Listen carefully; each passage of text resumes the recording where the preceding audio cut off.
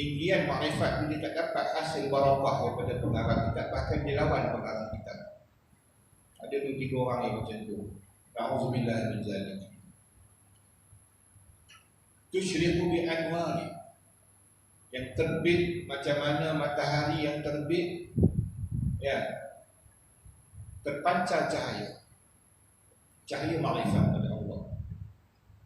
Sebelum nak mendalami ilmu makrifat, ilmu hakikat, ya, dalui dulu ilmu teras. Ada golongan yang mana dia pergi kepada ilmu makrifat, ilmu hakikat, dia terus lonjak naik tanpa melalui daripada asas-asasnya, ya, menyebabkan mereka sesat di akhir. Hati-hati. Bi anwar tauhid, cahaya ni cahaya apa? Cahaya tauhid. Yang mana bila kita membaca Al-Quran, kita nampak semarak tauhid, terbangkit segala makrifat mengenal Tuhan, hilang rasa ragu-ragu dengan Tuhan, yakin kepada Allah Ta'ala, wal yakin, berpegang teguh dengan ilmu yang dipelajari sampai tak gonyah, tak goncang. Ya, kita mengaji di pondok gitu tuan-tuan, apa saja yang dikatakan dalam kitab, terutama kitab-kitab akidah ini yang tidak ada khilaf banyak, ya, dipegangi. Apa sahaja yang datang, kalau bahasa orang tua saya merawit namanya, ataupun syubhah dalam bahasa Arab, yang datang mengganggu pemikiran kita, yang mendatangkan tashwish kepada pemikiran kita, kita boleh tolak dengan kadar ilmu yang ada.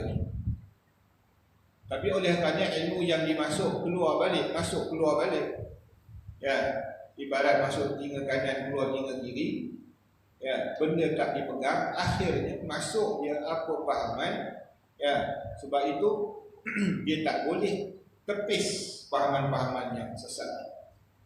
Sedangkan ilmu ni dikarang, ditulis kerana nak menyelesaikan masalah syubhah, menolak segala pahaman-pahaman yang kita katakan kabur, bercampur aduk, ya, sesat dan sebagainya, ya.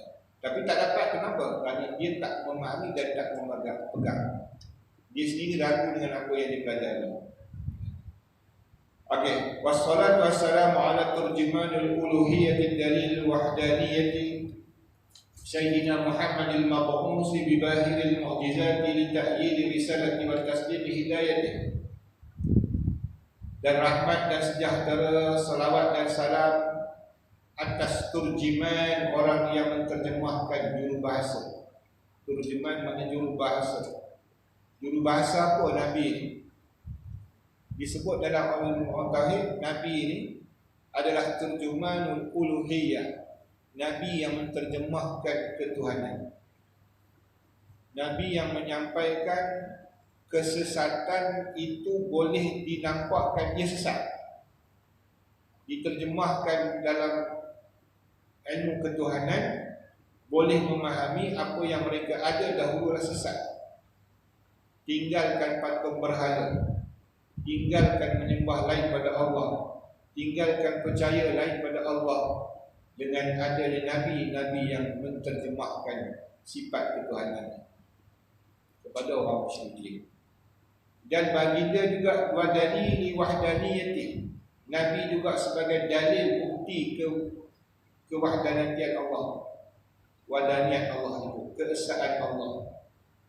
Siapa namanya? Sayyidina Muhammadil mab'uts, Nabi Muhammad, Sayyidina Muhammad al-mab'uts, diutuskan bibahiril mu'jizati, dengan kemahiran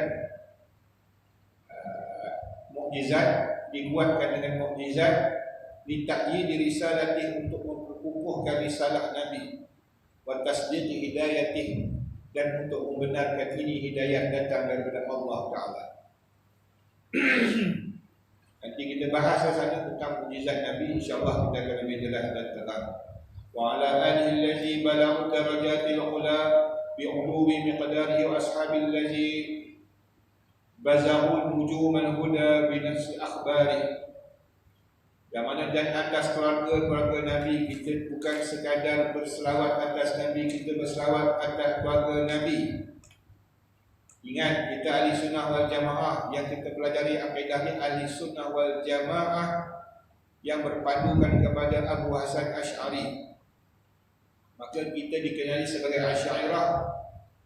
Sebenarnya sebagai ulama Qatani marah kita sebut kita Asy'ariyah. Kenapa? Kita ahli sunnah wal jamaah. Cuma diomong-omongkan oleh golongan yang dikatakan tak setuju dengan golongan-golongan mutaakhirin. Mereka katakan ada geng-geng Asy'ariyah. Untuk tujuan ada perbezaan ahli sunnah wal jamaah tersebut, yang telah sampai mereka itu kepada beberapa pangkat. Jadi kita ni ahli sunnah wal jamaah tidak menolak ahli bait keluarga Nabi. Kita sentiasa berselawat atas keluarga Nabi. Allahumma salli ala Sayyidina Muhammad wa ala ali Sayyidina Muhammad.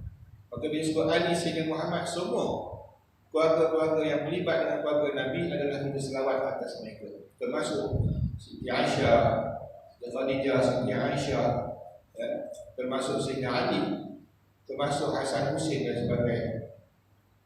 Kita sentiasa berselawat. Itu ahli sunnah wal jamaah. Tidak seperti mana yang sebahagiannya benci kepada keluarga Nabi daripada golongan Syiah, dan mereka tak mengaku Siti Aisyah sebagai keluarga Nabi, dan mereka hanya suka kepada sebahagian daripada keluarga Nabi, iaitu Sayyidina Ali dan sebagainya. Itu golongan Syiah. Jadi kita nak kata Syiah, tak boleh Syiah nak kata kita salah, tak boleh. Orang Wahabiyah pun tak ada masalah. Sebab kita meraihkan keluarga Nabi kita kasih, sahabat Nabi kita kasih. Berbeza dengan Syiah, mereka benci pada sahabat Nabi. Sebab itu kita berselawat Allahumma salli ala Sayyidina Muhammad wa ala Sayyidina Muhammad sampai ujungnya wa ashabi, sahabat Nabi. Yang tinggi dengan ketinggian qadarnya, dan segala sahabatnya yang hilang gemilang. Kita sebut nama sahabat. Hal keadaan penunjuk mereka itu seperti bintang dengan tersebut pada hadis. Apa maksudnya? Nabi sebutkan dalam hadis yang ashabikan nujum, sahabat itu seperti bintang. Penting dalam memahami hukum agama. Kita sahabat Nabi itu sebagai bintang. Nabi suruh ikut sahabat.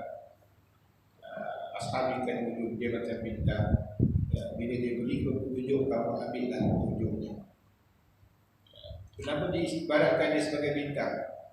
Kerana bintang merupakan alat orang dulu sebagai nujum. Ada nujum. Sebenarnya bintang ni adalah ilmu astronomi, ilmu falak.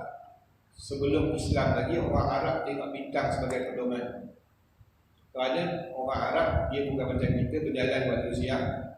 Arab dulu panas, tak ada kenderaan yang bertudung atau berbumbung, maka mereka berjalan dengan unta, jalan kaki dan sebagainya, berpanas siang hari. Dia pun tak tahan, maka dia berjalan waktu malam. Ada dua sebab kenapa berjalan waktu malam, iaitu pertama dengan sebab panas, yang kedua siangnya panas, malamnya sejuk, yang kedua kerana pedoman jalan. Sebab dia tak ada jalan raya, tuan-tuan. Macam tuan-tuan pergi Mekah, Madinah hari ni ada highway. Zaman dulu tak ada highway, padang pasir. Padang pasir tidak ada tanda, dia akan berubah sentiasa. Datang angin pukul, pasir itu akan berubah. Tak ada satu line, satu tanda, ini nak pergi ke Mekah, ini pergi ke Syam. Tak ada. Akan sesat. Macam kita masuk hutan ni nampak tanda lagi, ada daun kuning lah, ada pokok besar lah, ada pokok ni, kita nampak tanda. Tapi dalam padang pasir tak ada tanda. Maka tanda dia adalah awan atau bintang pada waktu malam. Maka mereka akan berjalan ke Syam ikut bintang. Kalau yang boleh faham ilmu astronomi, yang faham bahasa angin, ajarkan ikut angin. Itu tengok pada kepahiran masing-masing lah ketika tu. Namun nak tengok betul, tak ada betul, tak ada atlas. Itulah, jadi sebab itu bintang menjadi pedoman. Maka bila hilang wafatnya Nabi SAW, sahabat Nabi tak. Nabi suruh berpegang pada sahabat supaya jangan berpecah belah. Itu i'tiqad Ahlussunnah wal Jamaah, menyokong sahabat Nabi. Ya, jangan pertikaikan pelantikan Sayyidina Abu Bakar Siddiq. Ya. Tapi dengan sebab sikap politik kita, ya, kita lebih mendahulukan sentimen politik. Ya, akhirnya tercetus pada zaman sahabat lagi, ya, golongan Khawarij Syiah, mereka tak setuju pelantikan Sayyidina Abu Bakar Siddiq. Tak setuju. Tak setuju ni tuan-tuan, memang datang daripada nafsu. Boleh saja siapa pun tak setuju. Ya. Tetapi dengan sebab ia dilantikan, kena akui. Tapi Ahlussunnah wal Jamaah boleh dikatakan semua sebulan suara menyokong dan bersetuju dengan pelantikan Sayyidina Abu Bakar Siddiq. Sebab ia mengikut proses prosedur pelantikan yang sah. Dan Nabi pernah Nabi memberi laluan kepada Abu Bakar Siddiq ketika beliau ketika Nabi SAW baginda kering sakit, ya, yang menggantikan imamnya Abu Bakar Siddiq, bukan Sayyidina Ali. Maka banyaklah isu politik untuk membuatkan orang marah, mengatakan bahawa Sayyidina Ali ini ketika itu sibuk, ya, untuk menguruskan mayat yang mulia Nabi SAW, maka ketika itu Abu Bakar Siddiq ambil tempat. Bagi orang yang tak memahami ilmu fiqh, itu sebenarnya pengajaran fiqh kepada umat akan datang. Bagaimana ketinggian ilmu fiqh yang ada pada sahabat Nabi. Menguruskan Nabi SAW adalah yang wajibnya, yang dibenarkan, tak boleh ada campur tangan melainkan ahli keluarga. Di sana dalil tuan-tuan boleh buka dalam kitab Bughyatul Tulab dalam bab mandi mayat. Siapakah yang memandikan Nabi SAW adalah Sayyidina Ali, kerana tidak dibenarkan orang lain melihat tubuh Nabi. Dalil situlah mengatakan afdal yang memandikan mayat keluarga. Kalau boleh jangan bagi orang lain. Dan antara tempat mandi Nabi diadangkan dengan lansir atau tirai, sebagai tirai lansir, tabir. Ya, sahabat yang membantu mandi Nabi SAW ni, dia tak masuk dalam tabir tu, hanya menghulurkan dalwan ataupun cebok air kepada Sayyidina Ali. Dia cedok air bagi kat Sayyidina Ali, Sayyidina Ali yang menguruskan mandi.